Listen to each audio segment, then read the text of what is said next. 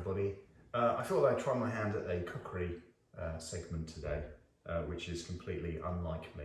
I can't actually cook, so I'm going to be using a bread maker, but this is a bread maker recipe that is good, makes good bread. It's amazing. I'm only doing this because I'm so excited about the fact I finally worked out how to use my bread maker. Here is my bread maker. I must have made about 20 or 30 loaves of bread over the last couple of years, and they've all been basically horrible. Actually, sort of ranging between dreadful and an abomination, you know, somewhere on that scale. Anyway, Penny found this really good recipe online, which I've adapted, and over the course of a few bakes, as it were, I've got it perfect. And this is like the holy grail of bread making. And I'll show you how to do it. It's really easy, like ridiculously easy. I haven't done one thing, I haven't boiled the kettle. That's the most important part of it. I'll put the recipe in the description below. I know this isn't VR, but you know, this is just stuff I'm doing in isolation now. I'm getting bored, so this is what you get. So I'll probably get back to some VR in the future. And if you like this stuff, subscribe. If you don't like this stuff and you're like, this is a VR channel, then unsubscribe, because you know this is going to be an eclectic mix of nonsense from now on.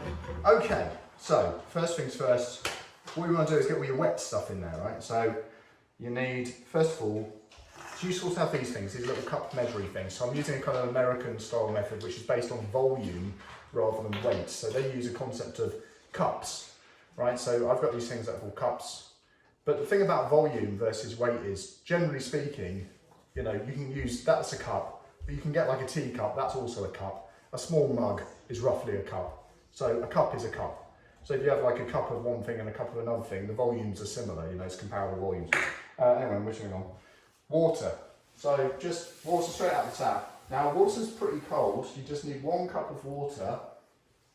And then what I do is you need to then add 3 tablespoons of more water, but I put in boiling water. Now the reason for that is because you add the boiling water to the cold water and it makes it sort of vaguely tepid, which is what you want, because when it's in the machine and it's sort of mixing up, you want the yeast to activate. The yeast is a living organism. It's dried yeast. As soon as it hits the moisture, it will start to activate and sort of come alive. If it hits cold water, it's very, very slow to activate, so you won't get as much air in the bread. If it hits nice warm water, it will be fast to activate, you get loads of air in the bread. If it's too hot, it will kill the yeast and then you're dead. But you can put your finger in if you want, just barely room temperature. That's what you're looking for. Next up, let's do the wet stuff first. So we'll bung in 2 tablespoons of oil. People say don't use olive oil because olive oil is quite strong taste and it can overwhelm the bread a bit, but I actually like the taste of olive oil, so there you go. 2 tablespoons of oil, whack that in there. Boink. I shouldn't have done that one first. Do you know why? Because now I've got to use the same thing for the sugar. Now I've got to wash it. That was daft. You've got to think like 2 or 3 steps ahead. Oh, there you go. So I'll put it in the description in the right order so you're not having to wash things. Right, so now you need 2 tablespoons of sugar. So I'm using a little tablespoon measuring thing just to be kind of exacting about it, but obviously just use a tablespoon. If you don't have a measuring thing with water, use a tablespoon. Now, it says in the recipe, and I've been adapting it, but trust me on this one, you don't want too much salt. Salt has a very negative effect on yeast anyway. So I would only recommend ½ a teaspoon of salt. Some of these bread recipes, they have like a tablespoon of salt or something like that. That's crazy. So just bung in ½ a teaspoon, not a tablespoon of salt.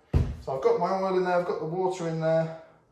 Salt, sugar, oil, water, check. Okay, so now is the flour, right? So what I've done is, into a separate bowl, I've put 3 1/4 cups of flour. Actually, no, I put 3 cups of flour.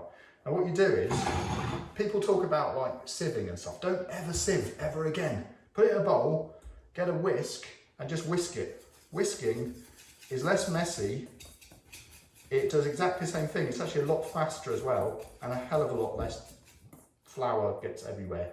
When you do that, that goes incredibly light and fluffy, like immediately. So sieving, who does that anymore? Sieving's for idiots.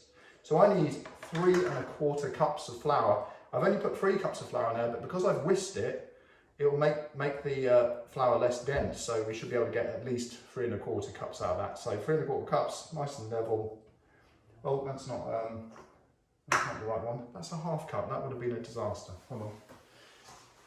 That's the one I did the water with earlier. Just make sure it's nice and dry. That's a 1/2 cup. So try again. Not concentrating, am I? Not concentrating. So let's just do 3 1/4 cups. That's 1. And between each time you scoop it out, because you're sort of compressing it down a bit, give it a little whisk again. So again, level it off. 2. And another little whisk. And 3rd flour, there you go. Now we want 1/4, so I've got this 1/2 cup. I'm going to do roughly a half of a 1/2 cup, which is 1/4. Maths, my strong suit. Whack that in there. And look what's left. Look, I only put 3 cups in there, and there's about 1/2 cup still left. And I've got 3 1/4 cups out. I've probably whisked with the air about another cup's worth of flour into that. And that's where things can go wrong with bread, right? If you put it in and it's too dense, it just makes a horrible brick. You know, well, effectively the yeast can't really do much with it. So anyway, there you go. So now I've got that, it's sort of all floating on top. Now what we've got to do is make a little dent in the top, little hole in the top like that. Get our dried yeast. You're supposed to have 2 teaspoons of dried yeast. I find that's a little bit, well, that's not quite enough. You need about 7 grams, which is basically one of these sachets, which is a 7-gram sachet or 2 teaspoon sachet. Sprinkle that in there. Keep it away from the liquid. Don't get it anywhere near the liquid. Right, get it in there and just sort of mix it in with the flour on as it's floating like an island on the liquid. So just mix it in with the flour so it's just in there. And that's it. Now you just want to whack it straight into the thingy bobber, the bread maker. Okay, so what I'm going to do here is I'm going to put it onto, and they're all pretty standard. All these bread makers are very standard. So I'm going to pop it in here, secure it in. And what I do as a kind of slightly neurotic thing is just take the ingredients. I've done 1 cup and 3 tablespoons of water, 2 tablespoons of oil, 1/2 teaspoon of salt, 2 tablespoons of sugar, 3 1/4 whisked cups of white bread flour, 2 teaspoons of yeast, about 7 grams. That's all definitely in there.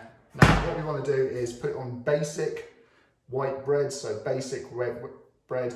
On the Russell Hobbs saying it's #1 basic. Set the crust colour as you prefer, but I find actually medium is fine. But today I'm actually going to go to a bit of a thicker crust because I noticed it was a bit soft. So I've gone to a thicker crust and set it for large loaf size. And then boop, off we go. There it is, spinning around. Licks in. It's mesmerising. I might do a time lapse.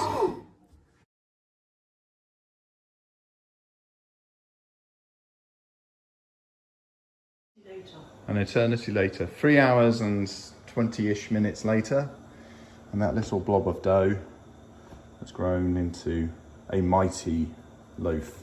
Can I touch that? Not really. This is quite a big loaf. I've just got massive hands.